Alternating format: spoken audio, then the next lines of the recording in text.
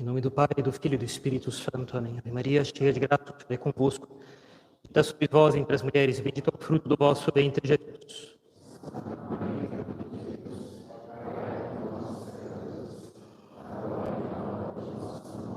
Nossa Senhora das Dores. Podem se sentar, por favor. Só uns breves avisos. Hoje, primeiro domingo do mês, após a Santa Missa, haverá bênção dos objetos no salão da capela. Também lembramos as regras para receber a Sagrada Comunhão. É necessário ser batizado católico, sem mistura de outras práticas ou religiões, estar de jejum de pelo menos 1 hora antes da comunhão, não ter nenhum pecado mortal na alma que não tenha sido confessado e estar modestamente vestido. Ombros e joelhos devem estar cobertos, tudo entre os dois, entre os ombros e os joelhos. As roupas devem ter mangas, não devem ter decotes e, se houver transparências nas áreas que devem estar cobertas, que haja um forro visível que realmente cubra o que deve estar coberto. Lembramos também que tatuagens devem ser cobertas, tanto quanto é possível. Piercings também devem ser retirados, isso não só para a missa, mas para a vida. Também faremos, ao final da missa, iniciaremos uma novena ao Menino Jesus de Praga, pedindo força de alma. O sermão de hoje dará algumas luzes para fazer uma novena um pouco mais frutuosa também. Caríssimos, o sonho de todo padre é que ele fale uma só vez, as pessoas entendam e façam o que elas têm que fazer. É igual pai e mãe. Eles gostariam que os filhos ouvissem uma só vez, fizessem o que têm que fazer, e pai e mãe não precisassem ficar falando sempre as mesmas coisas que falam todo dia. Mas não é assim. Não é assim por duas razões. Primeiramente, por razões naturais, razões intrínsecas à nossa natureza humana. O ser humano precisa refletir sobre as coisas para compreendê-las. Isso é natural. São Lucas fala que Nossa Senhora ficava refletindo no seu coração sobre tudo o que ela via e ouvia na vida de Jesus Cristo. De que ela, São Lucas, guardava todas essas coisas, conferindo-as, repassando-as, meditando nelas, refletindo nelas, no seu coração. Nossa Senhora não tinha nela os males do pecado original, ela não era uma pessoa leviana, ela não era uma pessoa que tinha traços deixados na inteligência dela, seja pelas consequências do pecado original, seja por pecado pessoal. A inteligência dela não tinha defeitos, não tinha dificuldades vindas do pecado, mas era uma inteligência humana. Uma inteligência que, por natureza, precisa refletir. Porque a nossa inteligência humana é naturalmente necessitada de reflexão. É natural para ela compreender as coisas seguindo um caminho de reflexão. Mesmo quando somos muito inteligentes, mesmo neste caso único de Nossa Senhora, que possuía uma inteligência totalmente imune dos males do pecado. Mesmo ela, porque ela era uma pessoa humana, precisava refletir. É assim que a compreensão das verdades que nós aprendemos, que uma iluminação interior cada vez maior pela luz da verdade, que uma nitidez cada vez maior dentro de nós a respeito do que nós ouvimos ou do que nós já sabemos. Isso exige naturalmente um certo tempo, muito tempo. Como as plantas precisam naturalmente de um certo tempo para germinar e dar frutos. Um tempo que decorre entre a semeadura e a colheita, para dar frutos. Esse tempo é um tempo normal. As plantas têm o seu tempo, um tempo determinado pela sua própria natureza. Não seria razoável um agricultor se queixar, porque logo que ele semeou, no dia seguinte, ele já não tem frutos para colher. Assim que cada pessoa terá um certo tempo de desenvolvimento, um certo tempo necessário para que a reflexão produza frutos de luz. Mesmo nas pessoas mais inteligentes, mesmo em Nossa Senhora, cuja inteligência estava livre de qualquer efeito do pecado, os frutos de mais luz iam aparecendo com o tempo, ao longo da reflexão que ela ia fazendo das coisas. Quanto mais conosco. Mas na parábola de hoje, Jesus Cristo quer considerar uma outra causa de demora para produzir frutos. Uma causa da qual ele tem direito de se queixar. Diferente da lentidão natural da natureza humana para compreender as coisas. Uma causa que é acrescentada à nossa lentidão natural. A diversidade dos terrenos. Uma diversidade que é culpável. Uma diversidade que é responsabilidade nossa.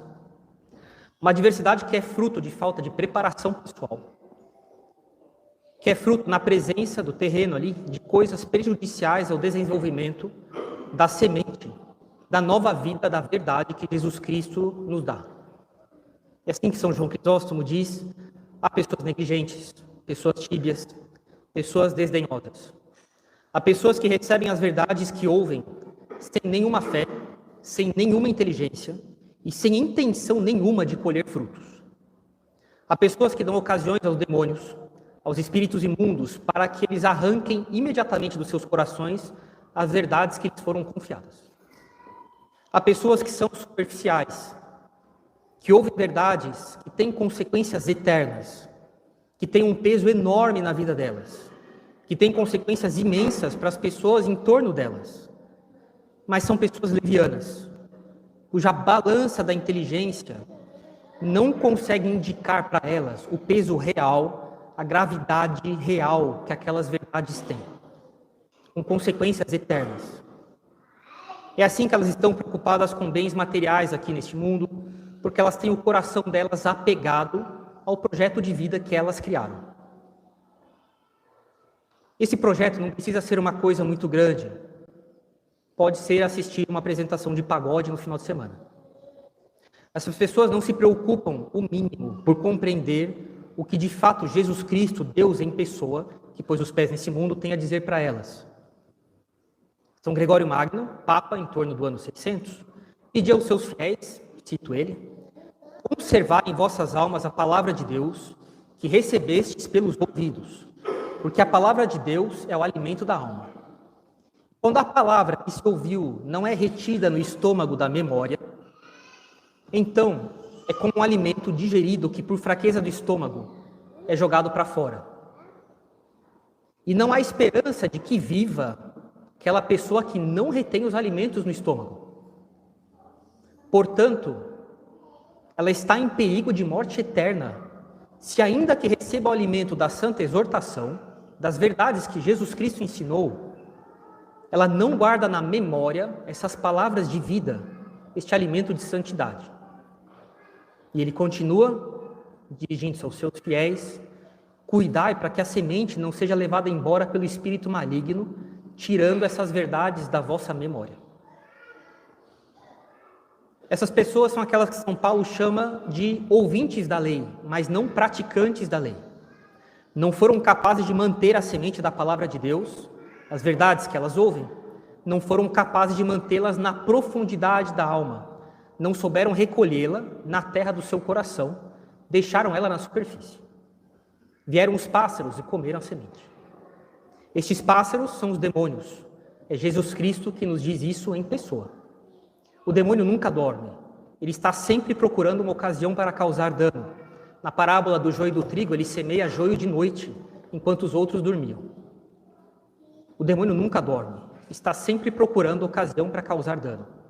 Ele coloca todo o seu empenho para impedir que a semente da verdade que Jesus Cristo ensina entre na terra do coração do homem. São Marcos, quando vai relatar essa mesma parábola, a da missa de hoje é de São Lucas. São Marcos escreve: tão logo tenho ouvido a palavra, vem o demônio. Alguns comentadores dos evangelhos, que moraram na Terra Santa para poder observar o cotidiano daquele povo e comentar melhor os evangelhos, contam que viram como pássaros, aves, eram muito rápidas e chegavam a bicar o grão que os agricultores jogavam antes que ele estivesse encostado no solo.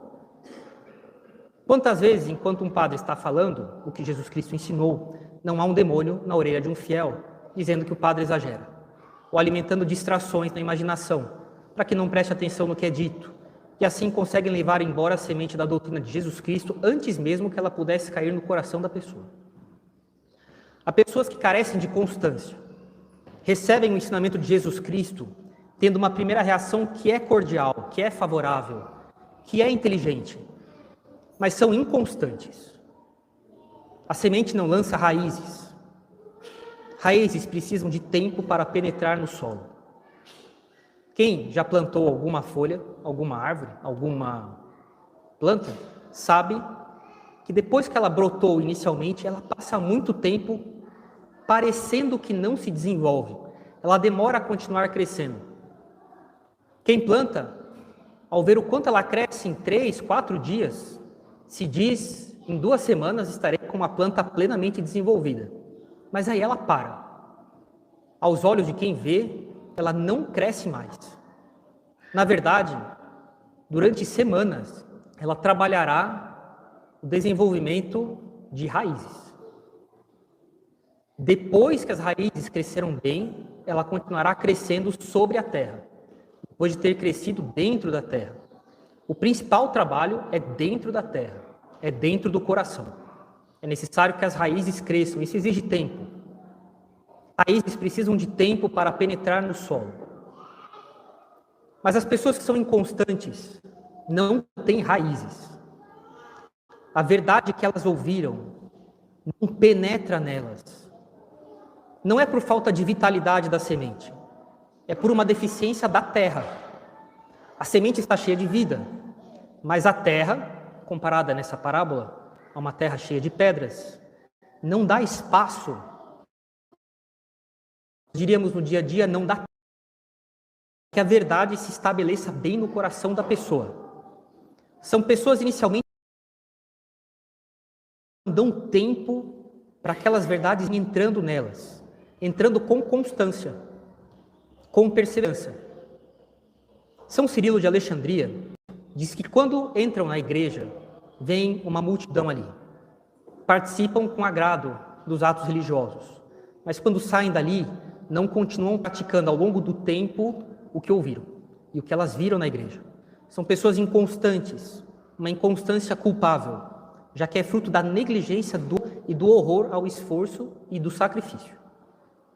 A pessoa crê por algum tempo, mas na hora de alguma dificuldade, uma tentação interna ou uma oposição externa, ela desiste. Como diz São Marcos, quando vem a tribulação por causa da palavra, se escandalizam.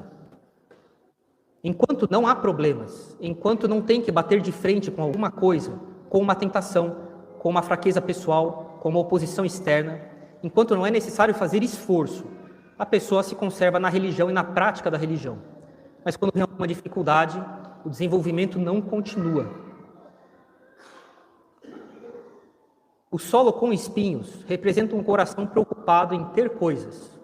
Diz Jesus Cristo na parábola, essa preocupação com os bens deste mundo. A mente se concentra nas riquezas, em alguma meta nesta vida. É muito comum que a ansiedade acompanhe este mal. Uma vida voltada à obtenção de dinheiro será uma vida de inquietações. E é por isso que nós dizemos que os bens deste mundo são enganadores, porque eles prometem um repouso da vontade que depois não vem. A pessoa dedicada a ter bens diminui a frequência de ir na igreja. Frequência que poderia ser maior. Mais tempo dedicado à leitura dos evangelhos, ao conhecimento da vida de Jesus Cristo, ao ensinamento dos santos, confissão mais frequente. A ansiedade de alcançar metas de vida, as quais ela mesma se propôs, necessidades que ela deu para si mesma que ela não precisava ter, não permitem que ela faça boas obras. Sufocam a verdade de Jesus Cristo e não permitem que a pessoa dê bons frutos. Um pequeno comentário sobre a terra boa. Ela dá frutos na paciência, já que quando nos resolvemos a seguir o caminho de Jesus Cristo, obstáculos começam a levantar-se, dificuldades aparecerão, mas produzirão essas sementes nessa terra boa uma quantidade de frutos que espantará qualquer olhar humano. 100 por 1, isso não existe. É aqui que os ouvintes de Jesus Cristo perceberam que ele estava querendo fazê-las refletirem em alguma coisa que além da mera aparência natural da parábola, talvez no começo dela. Nós sabemos que uma semente de trigo, ao se desenvolver numa espiga de trigo, contém ali na sua ponta mais ou menos umas 30 sementes no máximo. Jesus fala em 100 por 1. Nessa hora, os ouvintes pensaram, Jesus Cristo está querendo relacionar isso a alguma coisa que não é natural, para despertar nelas um gatilho de reflexão, pelo menos um início de reflexão. E essa, aliás, é uma característica do bom espírito. Deus, o anjo da guarda, um bom amigo, a graça, sempre motivam em nós reflexão. Reflexão para produzir frutos. Porque o ser humano precisa disso. E o demônio faz o contrário. Más amizades, nossos vícios fazem o contrário. Celular, nos fazem seguir um caminho de falta de reflexão, de não dedicar tempo para sentar e pensar. E assim nós não produziremos frutos. Jesus Cristo começa aqui um movimento de reflexão nos seus ouvintes. 100 por 1, alguém deveria pensar, isso não existe. Mas então, Jesus Cristo não está falando de uma plantação normal. Isso tem a ver com outras verdades superiores à natureza. Que semente é essa? Que semeador é esse? O que são esses espinhos? O que são essas pedras? E assim começar um movimento de reflexão. Uma espiga, no máximo, dá 30 sementes.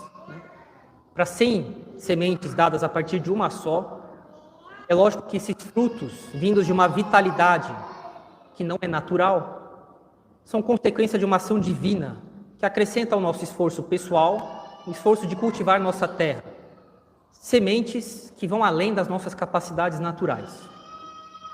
Essa parábola é um convite para nós, para que nós nos examinemos a nós mesmos, para descobrirmos qual classe de terra nós oferecemos à semente divina.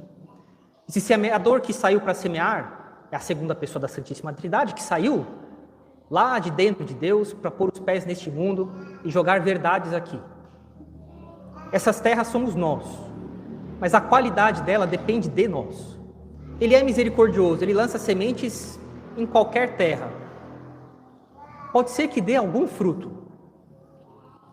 Quem também morou na Palestina, esses israelitas que resolveram comentar os evangelhos tendo visto como as coisas funcionavam lá, contam que até hoje os agricultores na Terra Santa não se dão muito trabalho de mexer no campo. Quando tem uma parte ali com mais pedras, ele sabe que não vai crescer muita coisa, ele joga um pouco de semente, tendo a esperança de que brote uma ou outra espiga ali, e depois segue o seu caminho jogando mais semente em terra melhor. Nós devemos trabalhar para que a nossa terra seja melhor. Devemos refletir que tipo de terra oferecemos à semente divina, as verdades que Jesus Cristo nos dá. Devemos nos lembrar de que essa terra é cultivável. Seria absolutamente estúpido pensar assim, mas eu sou uma terra de tal jeito, então eu não vou dar frutos. Não, negativo. Jesus Cristo tem a evidente intenção de fazer com que as pessoas reflitam como é que elas devem cultivar a terra delas. Qual é o problema que elas têm? Falta de reflexão. Elas dão espaço para o demônio agir na vida delas. Elas são pessoas que se preocupam com os bens deste mundo e não dão tempo para os evangelhos irem penetrando nelas. Mas, de todo modo, a terra é cultivável, de que podemos arrancar da terra do nosso coração as riquezas e preocupações que impedem a verdade de dar frutos em nós. De que podemos tomar providências para que o demônio pare de nos fazer lentos para compreender as coisas, que ele pare de arrancar do nosso coração as verdades que foram semeadas nelas. De que podemos treinar em nós uma vida de mais reflexão, uma vida de estudo, uma vida de mais dedicação a Jesus Cristo, de compreender que é para isso que nós fomos criados, de não ficar criando necessidades que nós não temos, de identificar necessidades que nós criamos e que nós não precisamos ter, e de perceber que elas sufocam em nós o desenvolvimento de uma vida superior, de uma vida melhor, de que nós temos ansiedades porque criamos necessidades que nós não precisamos ter, de que elas vieram por causa de uma falha na nossa consideração das coisas, de que demos mais valor para certas coisas do que elas de fato têm, de que acreditamos que elas prometem para nós coisas que não são capazes de dar, uma paz que elas não nos darão, de que teremos uma saciedade na hora que as possuiremos e depois virá a inquietação de perdê-las. E isso irá atrofiando, sufocando uma vida superior em nós. Mas quando nós morrermos, essas coisas todas não irão conosco. Esses projetos todos não irão conosco. Só irá conosco os frutos de uma vida superior que foram crescendo em nós, que foram frutificando em nós, na proporção em que demos tempo para cultivar nosso coração. Essa parábola é um convite para que nós nos examinemos a nós mesmos e de que nós passemos nosso tempo dedicando nossos esforços, cultivando uma vontade mais firme, dedicando mais tempo a pedir uma graça que compense nossas misérias, para que nós possamos dar muitos frutos. Todos vocês têm em nós, mas nada de espantoso, é assim mesmo que Jesus Cristo faz. Um só padre, quantos frutos pode dar? Rapazes, pensem em ser padres, precisamos de vocês. Um dia nossos braços não conseguirão mais levantar o cálice. Estaremos proibidos de rezar missa, porque senão viraremos tudo sobre o altar. Nossa mão tremerá, não poderemos mais dar a comunhão para vocês. Nós não teremos mais força para conseguir ir até o hospital dar os sacramentos. Nós não conseguiremos mais ficar no confessionário. Nós nem iremos mais ouvir vocês, seremos surdos. Não rezaremos mais missa porque, quem sabe, não teremos mais visão. Pensem em entregar a vida para Deus e dar muitos frutos. Cultivar uma terra que dê bons frutos. A igreja precisa de vocês, não porque vocês sejam alguma coisa. Ela se encarregará de formar vocês como ela quer. Mas que vocês pensem em ser padres. Cultivem a terra de vocês. Parem de pensar em coisas medíocres, dedicar o tempo para coisas banais, em coisas bem particulares, que depois não tem importância nenhuma. Em dedicar a vida de vocês e pensar como é que eu posso dar mais frutos, tanto quanto é possível. Mas que eu possa dar muitos frutos, na medida em que, com o auxílio de Deus, eu cultive a minha terra. Pensem em dedicar o tempo de vocês para Deus. Moças, pensem em dedicar o tempo de vocês para Deus. Se decidirem não casar, isso é possível. Entreguem a vida de vocês para alguma obra de caridade, para ajudar pessoas que precisam ser instruídas, doentes que precisam ser ajudados, padres que precisam da ajuda de leigos, em alguma área que eles não têm muito tempo para isso.